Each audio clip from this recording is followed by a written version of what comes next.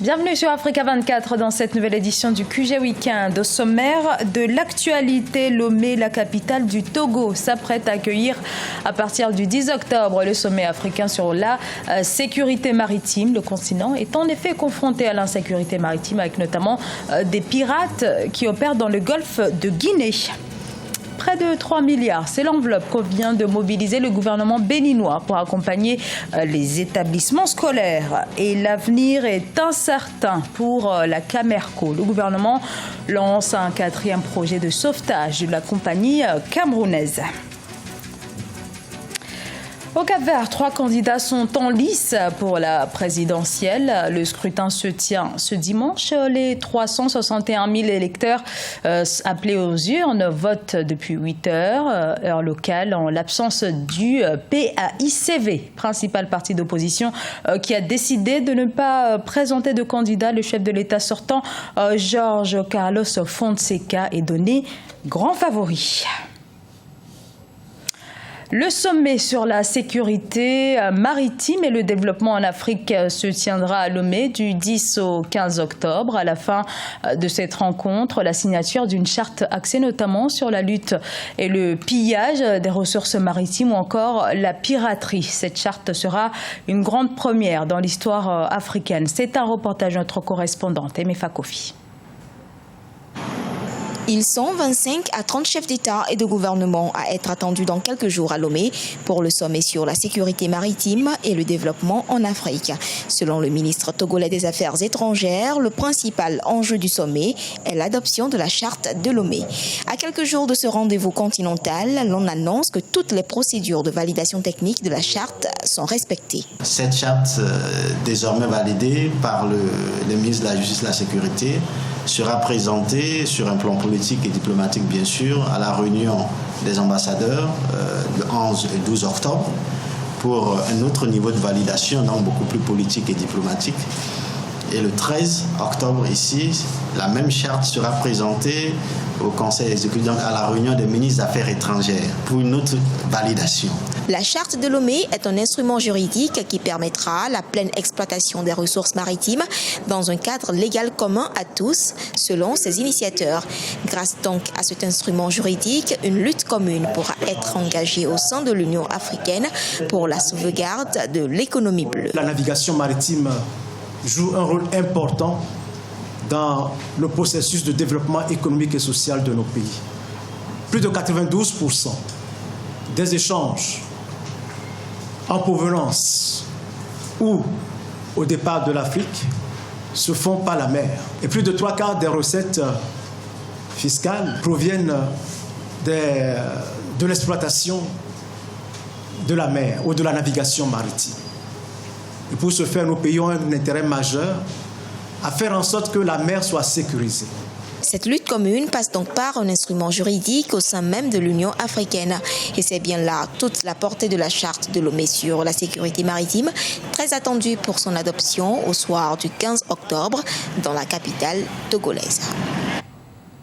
Au Bénin, des milliers d'élèves s'apprêtent à faire leur rentrée scolaire. Ce lundi, de nombreux changements devraient s'opérer tout au long de l'année dans le fonctionnement des établissements. Le gouvernement vient de mobiliser près de 3 milliards de francs CFA à cet effet. Reportage de notre correspondant, Leftioun.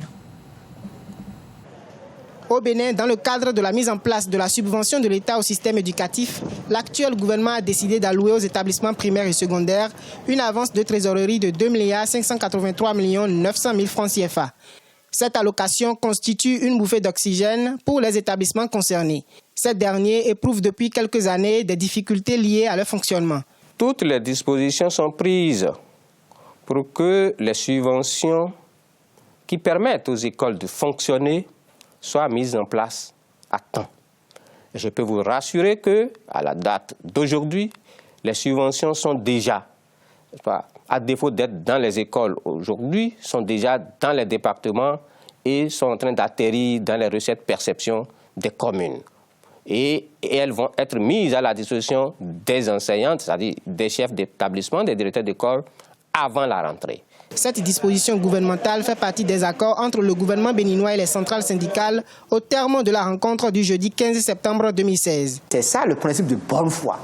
respect de l'engagement pris dans les temps, dans les délais. Les difficultés des établissements secondaires, notamment au niveau de la subvention.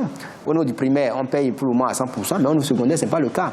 Et donc, le montant de 2 583 900 000 est alloué à titre d'avance en attendant le vote du budget de 2017. Et c'est le vote du budget de 2017 qui va prévoir le crédit nécessaire pour la mise en place donc, des subventions. Les subventions définitives à allouer aux établissements seront évaluées à la rentrée après la stabilisation des effectifs. Notons que le gouvernement a supprimé la gratuité de l'enseignement pour les filles au second cycle. De nombreux observateurs estiment que les ressources qui résulteraient de la suppression de cette gratuité seront consacrées de manière efficace au niveau du primaire et au premier cycle du secondaire pour que les autres versements soient opérés à partir du premier trimestre de l'année académique. 6% de croissance pour l'économie kenyane. C'est le chiffre donné par la Banque centrale. C'est une hausse par rapport à 2015, une performance portée notamment par le secteur privé. Le Kenya appelle par ailleurs les investisseurs à faire des placements sur le long terme.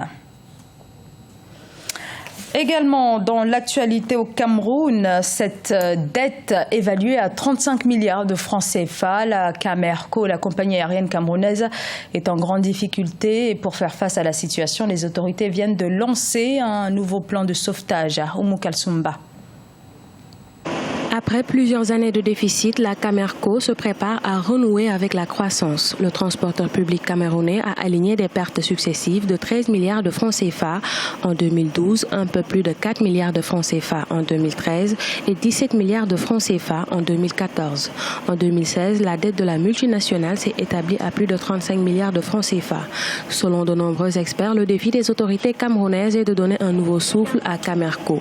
Cela passera par la mise en œuvre du plan de redressement de la compagnie validé au mois de juillet par le président Paul Biya. Boeing Consulting a élaboré un plan qui prévoit un ensemble d'indicateurs à la fois sur la flotte, sur le nombre d'employés et également sur les ressources financières qu'il faut injecter dans l'entreprise.